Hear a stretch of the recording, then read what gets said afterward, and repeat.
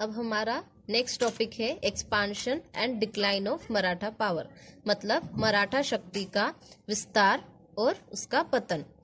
हमने जैसे कि पहले पढ़ा था कि औरंगजेब के शासन काल में ही शिवाजी ने मराठा साम्राज्य की स्थापना की। औरंगजेब की डेथ के बाद शिवाजी के पौत्र मतलब उनके पोते ग्रैंडसन को शाहू को कैद से आजाद कर दिया गया। राजा राम की विधवा ताराबाई के द्वारा उनके पुत्र को प्रतिद्वंदी शासक के रूप में कोल्हापुर में स्थापित किया, जबकि शाहू ने सतारा में शासन किया। इसके कारण दो प्रतिद्वंदी राजाओं के समर्थकों या सपोर्टर्स के बीच में मराठा साम्राज्य के लिए युद्ध हुआ और फाइनली शाहू का जो वर्चस्व था वो स्थापित हुआ। अब हमारा नेक्स्ट टॉपिक है राइज ऑफ पेशवास, मतलब पेशवाओं का उदय। शाहू की सफलताओं में बालाजी विश्वनाथ ने महत्वपूर्ण योगदान दिया। वे पेशवा के पद पर आसीन हुए और मराठा विस्तार के युग का प्रारंभ किया।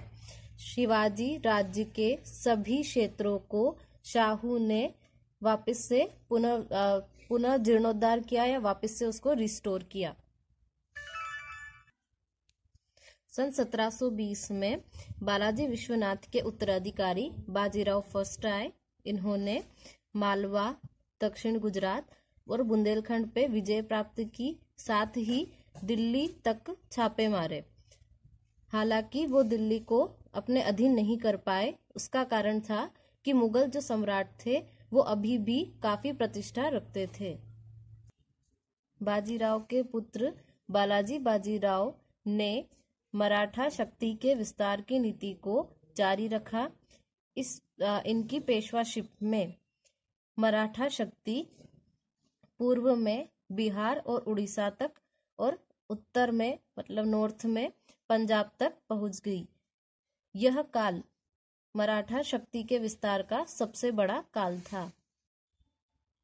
अब हमारा नेक्स्ट टॉपिक है वीकनेसेस ऑफ मराठा सिस्टम, मतलब मराठा व्यवस्था की कुछ कमजोरियां, जिसके बारे में अपन को पढ़ना है।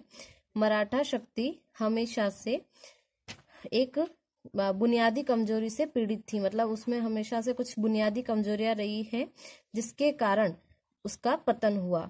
मराठा शक्ति कभी भी अपना राजनीतिक व्यवस्था को बनाए रखने के लिए, राजनीतिक व्यवस्था को विकसित करने में सक्षम नहीं थे, जो उनकी विजयों को मजबूत बनाने में तथा एक स्थायी प्रशासन स्थापित करने में मदद कर सके। लेवी का एक निश्चित भाग जैसे कि चौथ और सरदेश मुखी सतारा में मराठा केंद्र सरकार को भेजा गया। बचा हुआ हिस्सा सरदारों को भेजा गया, जो कि अपनी आर्मी को मेंटेन करते थे। अब ये सरदार कौन थे? तो ये सरदार पेशवा के प्रतिनिधि हुआ करते थे, लेकिन 18वीं शताब्दी के बीच तक इन्होंने सेमी इंडिपेंडेंट प्रिंसिपलिटीज मतलब कि अर्ध स्वतंत्र रियासतों पर अपनी अलग ही शक्ति स्थापित कर दी थी। 18th सेंचुरी के बीच तक, मिडिल तक पांच बड़ी मराठा पावर्स स्टैब्लिश हुई, उभर कर सामने आई। अब वो कौन कौन सी थी?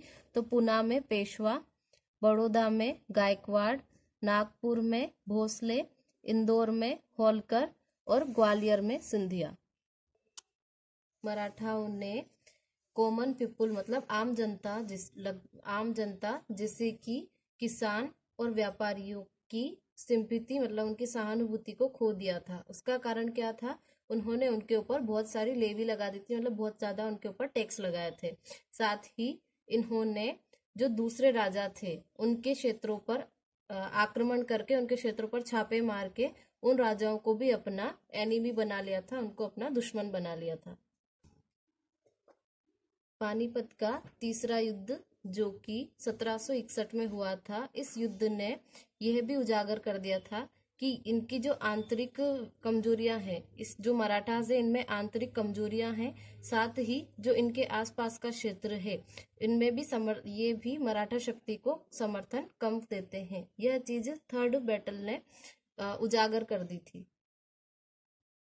पानीपत का जो तीसरा युद्ध था 1761 में, इसमें मराठाओं की हार हो गई और इस हार की वजह से जो मराठाओं की सुप्रीमेसी थी, जो उनका वर्चस्व था, उसको ठेस पहुंची या उसको गहरा झटका लगा। इस युद्ध में हार के बाद जो मराठाओं के बीच में एकता एग्जिस्ट थी, मतलब जो एकता उनके बीच में पाई जाती थी, वो उस युद्ध के बाद खत्म हो गई।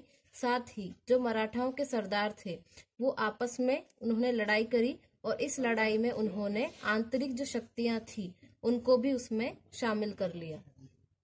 मराठों ने अपनी खोई हुई शक्तियों में से कुछ को वापस हासिल कर लिया था, लेकिन यह रिकवरी ज्यादा टाइम तक नहीं थी, मतलब ये शॉर्ट लाइव्ड थी।